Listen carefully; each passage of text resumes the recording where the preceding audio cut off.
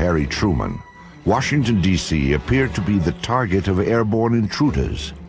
But the prowlers weren't Soviet fighter planes. They seemed to be UFOs. Perhaps the most important sighting of all time was the so-called Washington merry-go-round. On 2 weekends in 1952, July 19 and 20, and July 26 and 27, UFOs were tracked by radar and seen by numerous individuals over Washington, D.C. and its environs. People at Andrews Air Force Base and at Washington National Airport went outside and could actually see objects in the sky that matched positions of blips on the radar scopes. And the net result of it was, for a couple days there, UFOs seemed to have had their way over the skies of Washington. On the third day of the sightings, as operators tracked the mysterious signals, curiosity suddenly turned to panic. The objects were heading toward the prohibited airspace over the Capitol and the White House itself. The Pentagon ordered jets from an airbase in Delaware to intercept the intruders. Al Chop was the Air Force's civilian spokesman on UFO issues. He was called to the radar room at Washington National as the dramatic incident unfolded. We were observing about 4 or 5 known flights and about 12 to 14 UFOs. And we saw the flight coming in from Delaware. We could see them on the radar scope, and the moment they came on the scope, all the UFOs disappeared. The fighter planes patrolled the empty skies for some 20 minutes, but there was nothing to intercept. However, when the jets returned to base, the UFOs promptly reappeared on radar. And then when they came back, after the interceptors left, the fact that they immediately came back on the scope, I was very apprehensive. Again, jets were sent aloft. One pilot reported seeing the UFOs, which he described as blue and white lights. Then he reported that they were closing in. We could also see them on the radar scope, and we could see his return and the unknowns grouping around him. And he said, "They're all around me." And then he said later on, "What shall I do?" Well, what could we tell him? After a few minutes, the UFOs pulled back and then disappeared. The standoff was over. However, the extended episode had stunned the nation. That sighting has never been adequately explained. Because it happened in Washington, D.C., it alerted everybody right on up to the President of the United States and caused a national press conference by the Chief of Intelligence of the Air Force to try to calm everybody down. We have received and analyzed between 1,000 and 2,000 reports that have come to us from all kinds of sources. Of this great mass of reports, we have, as of date, come to only one firm conclusion, and that is that it does not contain any pattern of purpose or of consistency that we can relate to any conceivable threat to the United States. General Sanford went on to explain that the sightings were merely an atmospheric anomaly, an inversion layer. Radar signals had bounced off this layer and picked up ground images of cars and buildings. Somehow, experienced radar operators at 3 different locations had misidentified them as UFOs. The press dutifully took down the story. They bought the explanations. It was still standard practice, and it was for many years, to accept whatever the government said about flying saucers, no matter how foolish it was when you looked at it carefully. The people at Washington National Airport and at Andrews were expert radar people and personnel. They'd been there for many, many years and could easily differentiate between ground clutter and true metallic objects. I mean, if they couldn't, they shouldn't have been radar operators. The senior radar air traffic controller at Washington National Airport, Harry Barnes, wrote his own account of the so-called Washington merry-go-round. He describes the objects as making right-angle turns, as hovering, as reversing their course and moving back upon their path One radar tracked the objects as moving at approximately 7,000 miles per hour. He had never seen objects maneuver like this in his years of being over a radar scope. He didn't know what they were. There were a few others who did not believe the objects were simply a product of unusual weather conditions. At that time, I was convinced that these things were interplanetary machines of some kind, mainly because of what happened that night in the radar room at Washington National Airport. I'm convinced that those objects were real. We don't know what they are, and we don't know where they come from, but they are there. Of course, it's entirely possible that the military didn't really believe its own explanation of the UFOs. No fighters could catch up with these things, and they outmaneuvered the best that the military had to throw at them. Obviously, the people who were in charge of Air Force projects and Air Force intelligence at this time were not idiots. They were very, very smart people, as they are today. And I think they probably thought, once they appeared on Washington, oh my God, this is the holiest of holies. Now they're hovering around the White House and the Capitol. What can we do? Well, the answer turned out to be that they could do absolutely nothing. But it probably had to provoke a whole lot of consternation in the official quarters. But I can't believe that they wouldn't have been interested in, at some level, trying to find out what is going on.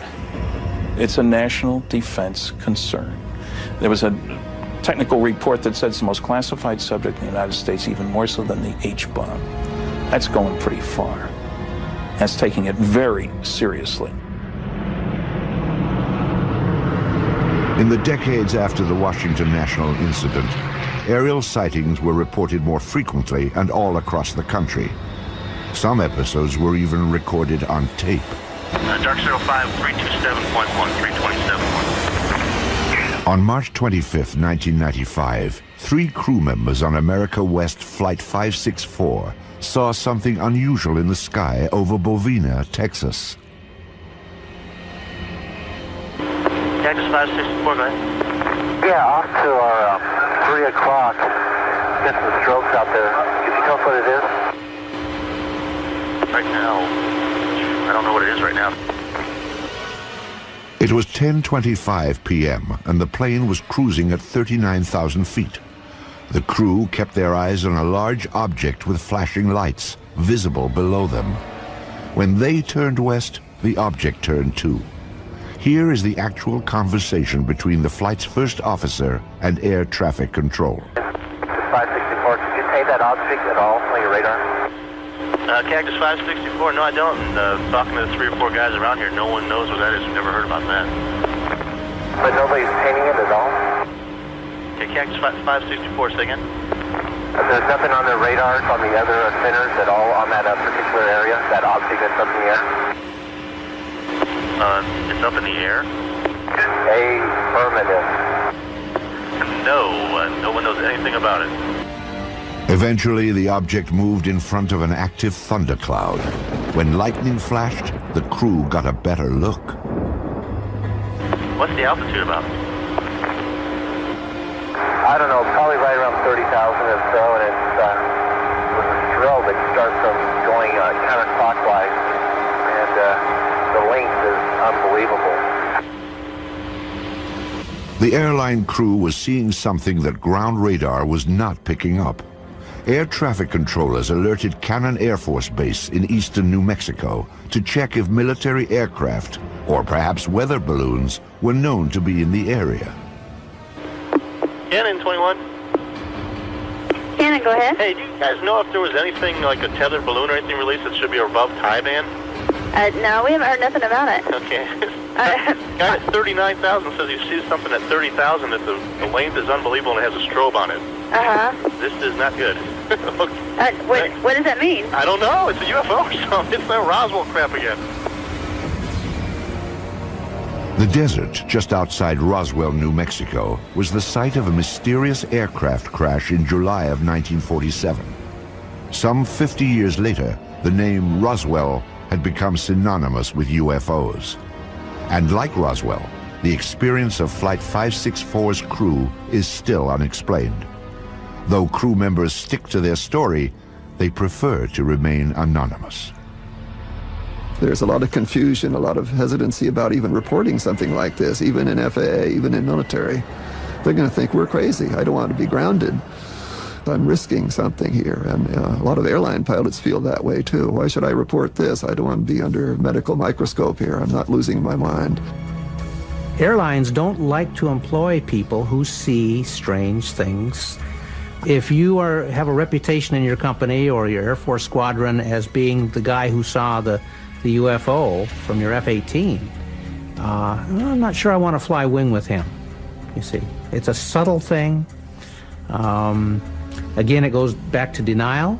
It's easier just to deny it and to say, all right, he's an oddball. Or she just saw something that just couldn't be seen, so she's probably not as reliable as she should be. The fear of ridicule or retribution has kept many UFO eyewitnesses silent. Still, some do step forward, at times with extraordinary revelations.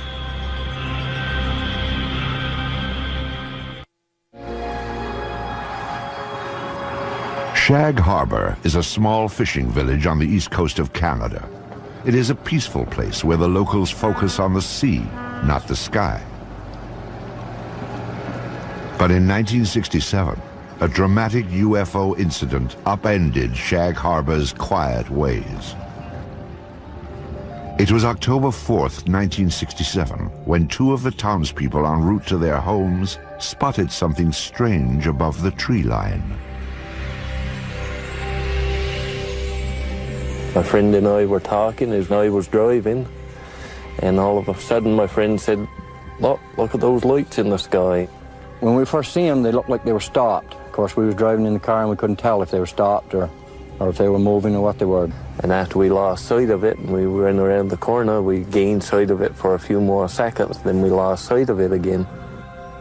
I know I was scared when I first got out of the car because I wasn't very long getting into the house, like to get my father and get him to come out and have a look at it. And I was kind of hoping that it would stay there long enough for him to see it, and it did. And I come home and I told my mother about it, and first question, of course, was you drinking? And I said, no, I don't think so.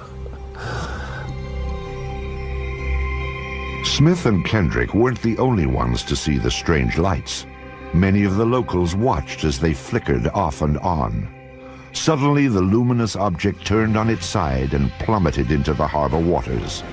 Eyewitnesses rushed to notify the Royal Canadian Mounted Police, or RCMP. The people who initially arrived on the scene, the civilians who were called in to aid the RCMP, concerns were for survivors. Most people saw this thing occur from a distance, and it was initially thought that perhaps it was an airplane crash.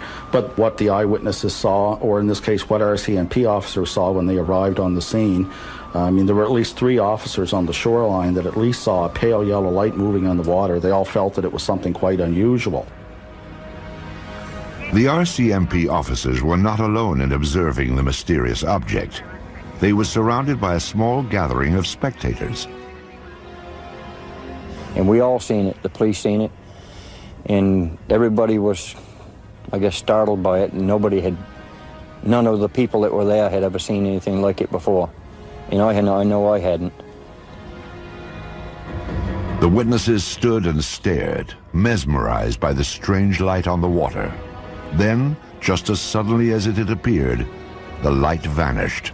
A Coast Guard cutter was summoned, but local fishermen, already on board their vessels, headed for the spot where the light had last been seen. They were looking for survivors, but the only clue that anything had happened that night was a thick layer of an unknown substance. There was a great bubbly foam, and it was yellow, nothing I had ever seen before. You couldn't smell no odor or anything, and we went about probably 3 lengths of the boat, and we ran out of it.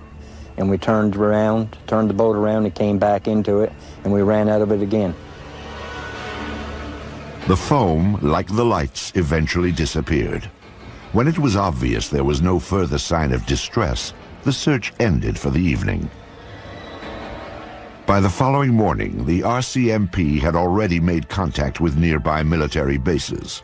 They were hoping to find a reasonable explanation for what they'd seen. There was none. This left the small town of Shag Harbor to become big news. It's a headline story throughout the North American press and beyond. And in that, it was said quite clearly, there were statements made by personnel at Canadian Forces headquarters in Ottawa saying that, yes, indeed, we are searching for the crash of what we believe to be an unidentified flying object. This is one of those rare cases where something indeed real has gone into the water, and it's not an aircraft, and it's not space junk. This was an official statement. Canadian Armed Forces clearly stated that the object was officially a UFO. But the question of where it went after hitting the water was still a mystery. Canada's Department of National Defence was determined to find out. Military authorities ordered an underwater search. Within hours of the sighting, a Navy diving team was bobbing off the shores of the tiny fishing village, scanning the harbor bottom for debris. Meanwhile, Shag Harbor residents were stunned by what was happening in their small town. Those who had been the first to witness the lights were quickly gaining notoriety. Everybody teased me a lot about seeing Martians and all this stuff, but I believe I see something. I did see something, there's no question about that. And what it was that I don't know, but it was something. It was definitely something. The people of Shag Harbor had no expectations. Roswell, although it occurred in '47, did not become, a story and a case until almost into the '80s, at least until '78. And they weren't influenced by that. Shag Harbor stood alone. Nothing was found during the Navy's 3-day vigil. On the 8th of October, the search was canceled. Media interest began to wane, and life in Shag Harbor settled back to normal. But researchers now claim there is more to this incident than originally revealed. 26 years later, the case was re-examined and unofficial information began to emerge. The men from the original Navy diving team were the first to talk, and what a story they had to tell. These men are claiming that there was a second operation, and their story has been corroborated by other Armed Forces personnel, that this UFO did not stay in the Shag Harbor area, but got away under the water and went up the coast and came to rest near Government Point. Now, at Government Point, you have a secret base. In those days, it was an American base on Canadian soil. To have an unidentified craft of any type sitting very near this facility and on some of their detection equipment would be a matter of extreme concern. The Shelbourne military base at Government Point is now closed. But at the time of the sightings, it was a first line of defense against Soviet threats. Here, American forces monitored for submarine activity using a sensitive underwater grid. According to the unofficial story, an object triggered the detection device, and a flotilla of Navy vessels responded. From our best information, 6 to 7 ships camped over the object for about a week, keeping an eye on it. Divers went down on it. One diver in particular makes no bones about it that this thing was an unidentified flying object, and there were things on it. And as the men put it, there was still activity in these crafts. And they're absolutely certain that it was nothing from this earth, that it was a UFO. So this does go beyond the official record by quite a stretch. According to researchers, other eyewitnesses have come forward, making this story difficult to dismiss. So what evidence do we have of this happening? We have 3 to 4 people that tell us the story that this did happen. We've got the integrity of the witnesses, but that's, witnesses are, we don't have the smoking gun, that's for sure, but I think we probably have the gun, but we just don't have the bullets. The unofficial story may never have confirmation, but it most certainly is complete. There is a beginning, a middle, and according to investigators, a surprising end. One of the things I enjoy most about the story is its end, because I suppose you could say, ufologically speaking, it has a happy ending, unlike most of these stories. After these ships sat over this object for a week, the UFOs start moving again while still submerged under the water and move down the coast of Nova Scotia and out into the Gulf of Maine. Once in the Gulf of Maine, they surface and fly away. This was a genuine UFO event. And what does that mean? Yes, it was an unidentified flying object, but beyond that, it means that it's nothing conventional. There are certainly aspects of this that you cannot explain or explain away. There is another episode involving a top-secret base, but this time, a high-ranking officer did come forward and sound the alarm when UFOs penetrated secure military airspace. Weather balloons? Swamp gas? A flock of birds? The planet Venus? These are some of the UFO explanations proposed by the military over the years. Ironically, some of the most unusual UFO episodes have been reported by military personnel, perhaps because they are trained to carefully observe their surroundings. Or maybe there is something on military bases that is of interest to UFOs.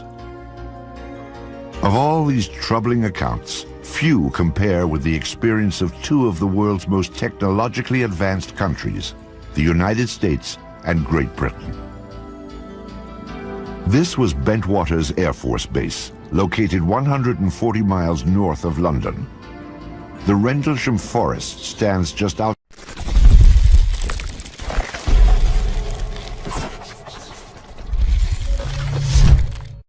the base.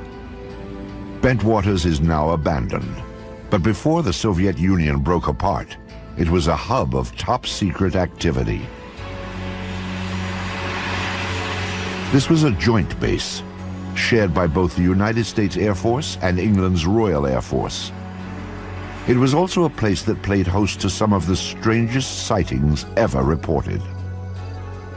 I think the Bentwaters case is sort of a mainline, hardcore UFO case because it involves intelligent, educated people who are used to dealing with high technology. They're guarding it and securing it on their own base. They know aviation, they know weaponry. With security police who are trained to be good observers, they have to write all kinds of reports and defend what they say.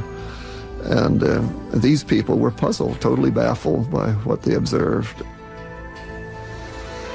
During the Cold War, Bentwaters was the largest tactical fighter wing of the free world.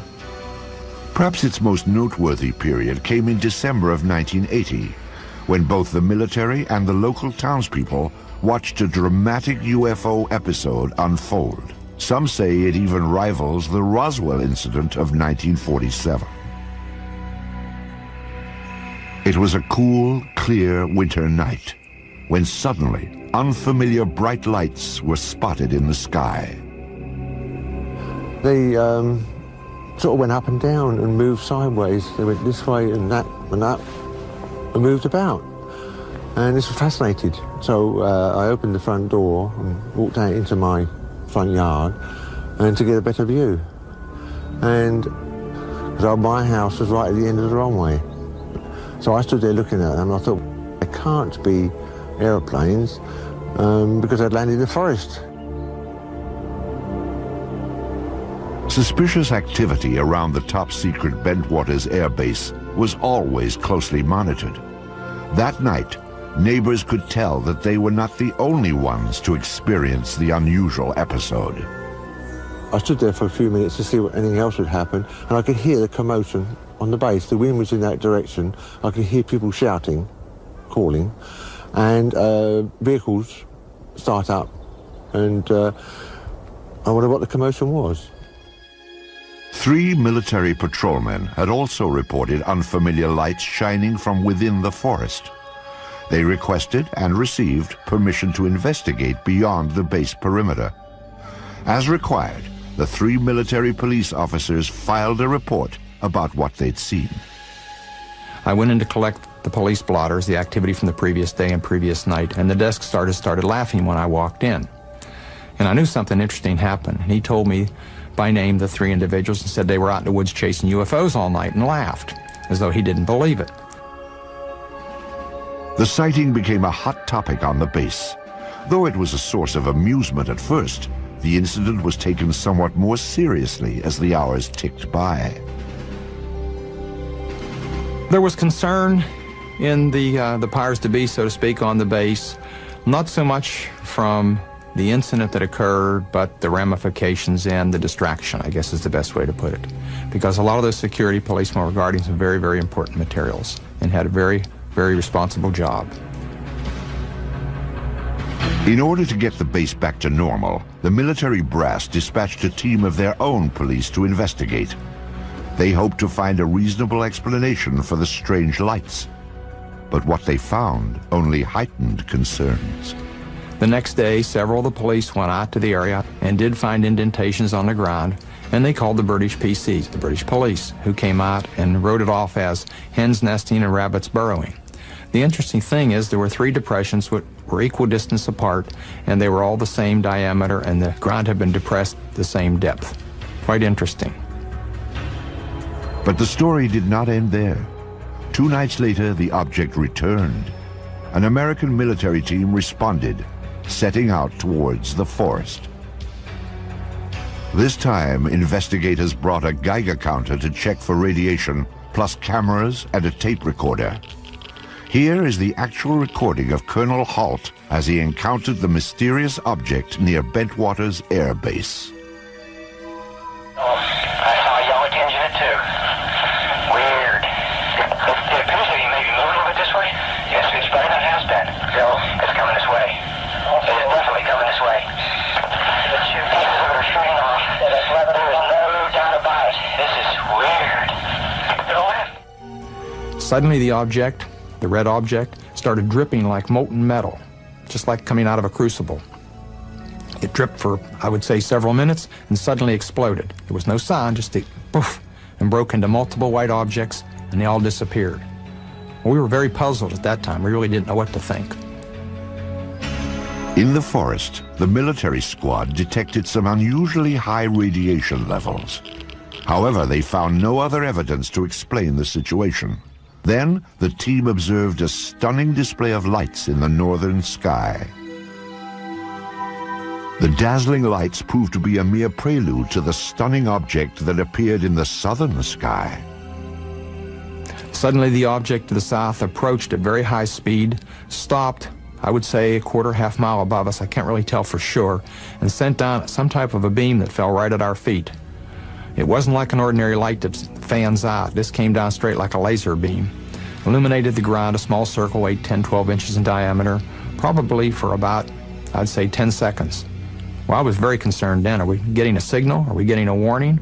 Or was this some type of a weapon that hadn't gotten us yet? Just as suddenly as it appeared, it clicked, disappeared. 3 hours later, the UFOs were gone, but mass confusion had taken their place. We were sure nobody would believe this, and I say we were all thinking, wow, how are we going to cover this up? You know, what are we going to tell people? We can't tell the British. We can't go back and tell our bosses. They'll think we've all been out here in the woods drinking or something, which wasn't true, but there was great concern. At the risk of ruining his reputation, Colonel Halt reported the incident to a superior officer the next day. He then turned in his audio cassette from the night before. After a staff meeting, the officer asked Colonel Halt to discuss the matter with the British liaison. The liaison was out of town, so Halt wrote a memo. I wrote a memo which has become somewhat public, I guess, and kind of cleaned it up a little bit and abbreviated what happened. Later in the night, a red, sun-like light was seen through the trees. It moved about and pulsed. At one point, it appeared to throw off glowing particles, and then broke into 5 separate white objects, and they disappeared. I expected a phone call or somebody to drop around to see me real soon. Nothing happened and nothing happened. You know, days turned into weeks, and I kept asking, well, you know, is there any interest? And finally, it just became a non-issue. Bentwater's commanders were content to let the matter drop, or so it seemed. But subsequent events would suggest that both the British and the American military regarded the incident at Bentwaters with the utmost gravity.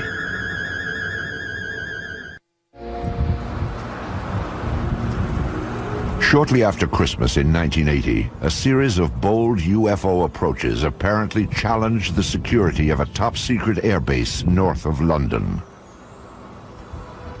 Lieutenant Colonel Charles Halt, Deputy Base Commander of the Joint American-British Outpost, was among the eyewitnesses. However, his reports to other Bentwaters officers elicited no response.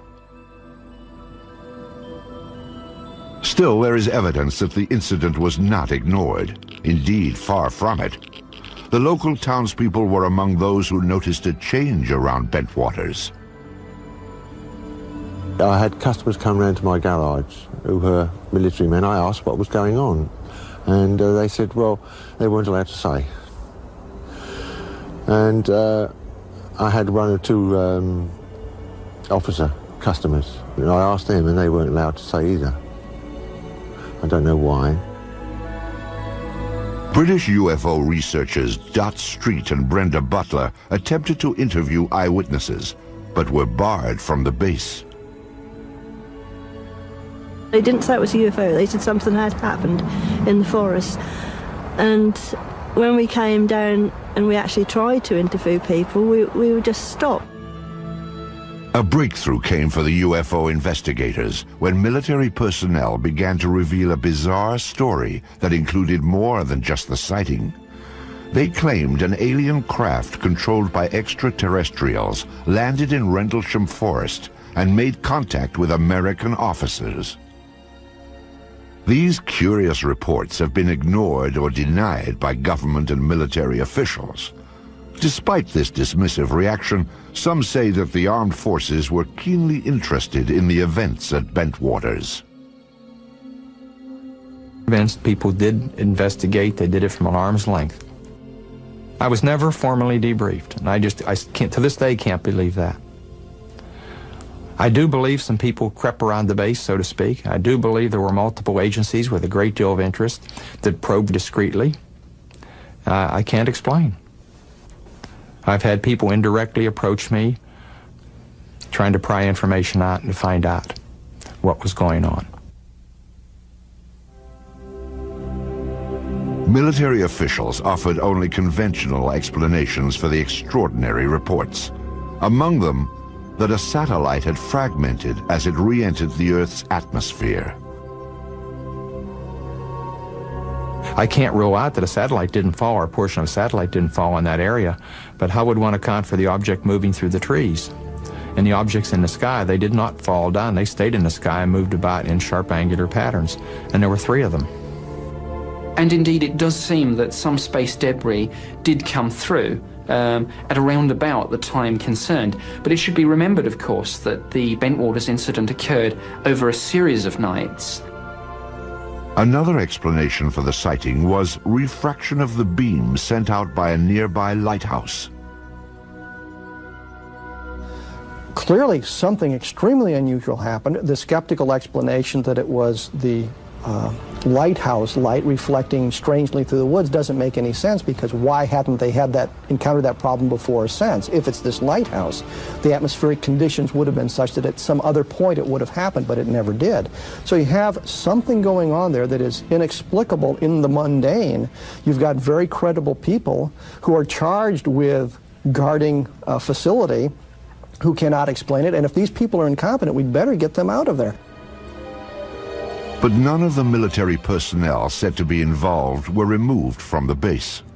And publicly, it seemed both American and British officials were not anxious to pursue the matter any further.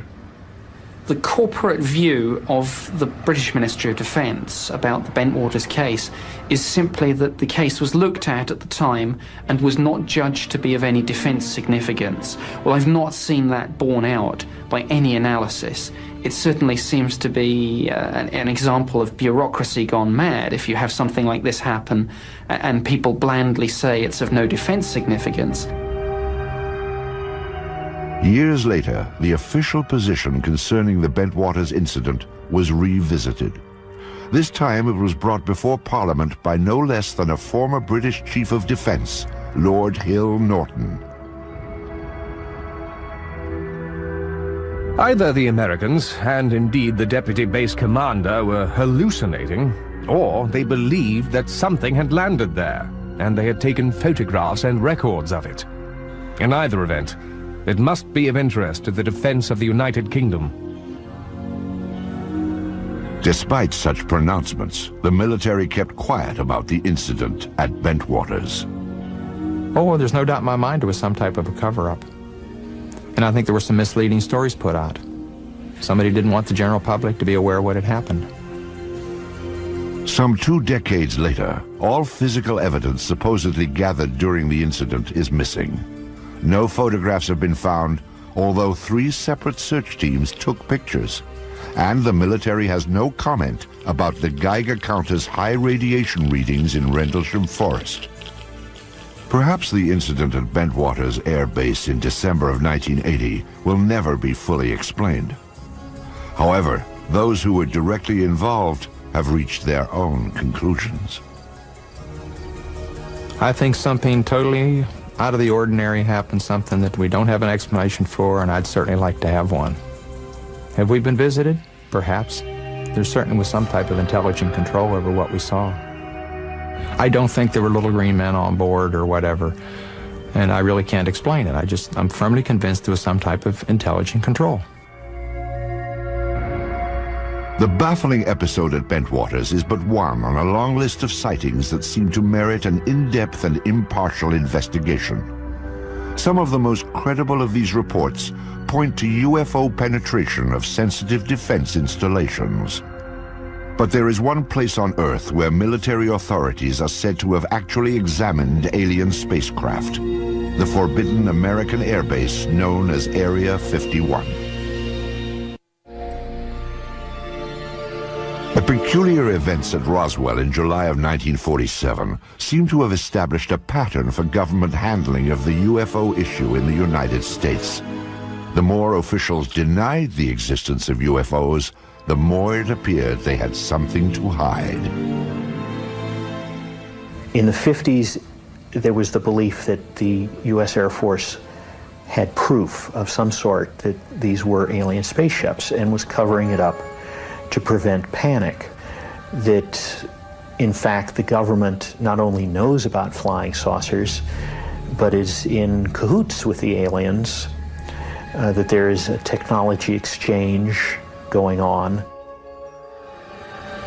In the years immediately after Roswell, the Army Air Force designed and tested a number of saucer-like craft, but none appeared to be of alien origin, nor were they especially flight-worthy.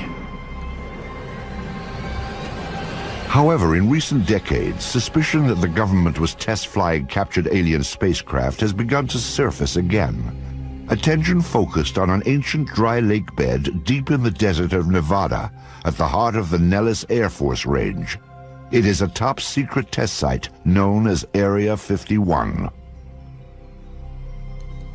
There's a new body of folklore growing up around UFOs, and this is associated with Area 51, which is part of the Nevada test site.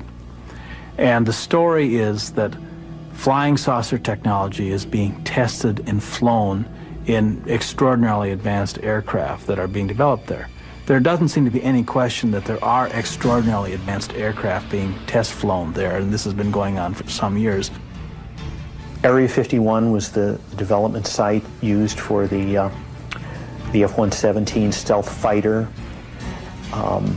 U.S.-operated MiGs have flown from that area. These are extraordinary vehicles, and if you had seen say, an F-117 in flight before it had been publicized, you would not have known what to make of it. It would have been a UFO in a very real sense, an unidentified flying object. The stealth fighter is truly an incredible aircraft which few could even dream of in the 1970s. To observers near Area 51 at that time, it would have appeared surprisingly alien and worthy itself of a flying saucer report. What's really interesting is that as long ago as 1947, people were reporting the boomerang-shaped UFO, which now looks very much like what is being flown as part of the stealth technology. It is interesting that certain kinds of aircraft that undeniably exist look very much like what people reported as UFOs for many years. Some believe that the source of such technology is alien. If it is, then many trace the source back to Roswell in 1947 and the government's supposed cover-up of the spacecraft that crashed there. The sensational UFO stories associated with Area 51 have made this remote site a mecca for the curious. Visitors to this spot are monitored from the restricted airspace above and by ground vibration sensors that detect their unwelcome approach. The surrounding mountaintops hold still other devices that scan for any movement below. Once they are alerted, private security forces move in to discourage the curious from getting closer. For those who defy these measures, trying for a glimpse inside, there is one last chilling warning. Deadly force will be used if you come any closer. Persistent rumors about alien technology prompted the investigative arm of Congress to reopen the Roswell case in 1994. The General Accounting Office, or GA,